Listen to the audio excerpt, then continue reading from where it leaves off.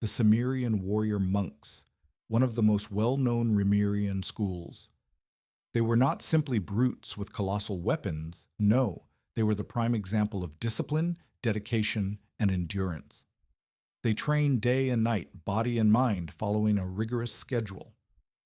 Early documentation shows they would wake at 5 a.m., followed by a quick rinse in the mountain lake, after which they meditated until 7 a.m. They ate their first meal around 7:15 to 7:30, and then moved on to training activities, sparring matches, strength drills, and their famous blade singing ritual. Because of their strict training and diet, most Symmerian monks grew to an imposing height of 1.8 to 2 meters. Records show their hierarchy was simple. At the top was the head monastery. Beneath him were the second hand, a group of 3 or 4 charged with keeping order. Below them were the warrior monks, the recruits, and the main fighting force. Nothing complex or grandiose. This simplicity was what set them apart from other Rimirian schools. Somewhere in the middle of the 7th century, more exactly in the year 734, the Symmeriyan warrior-monks made their final stand. Although not a sect devoted purely to offense, the monks were widely feared as one of the most brutal and powerful forces of their time. They fought in squads of 6 to 8, each monk carrying immense plank swords, massive 1.60-meter slabs of metal with thick blades, engraved handguards, and simple wooden grips. These weapons served as both sword and shield. Though crude in appearance, the monks learned to wield them with devastating skill. One Symmerian monk was said to be equal to 3, even 4, ordinary warriors. Their apex and their downfall came during the 16th War. The widespread introduction of militaristic drugs had turned common soldiers into near-mindless brutes, capable of fighting through pain.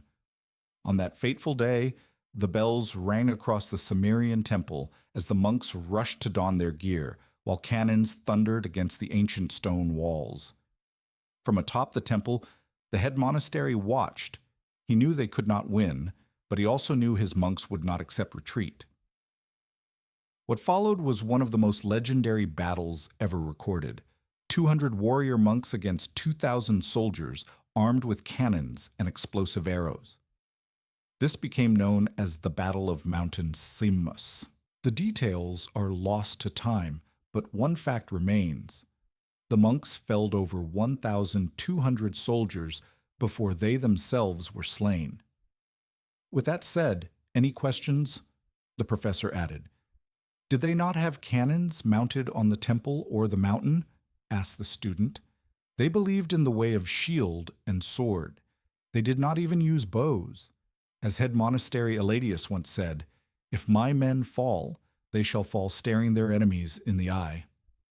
Using arrows would only prove that I am training cowards, not warriors, answered the professor.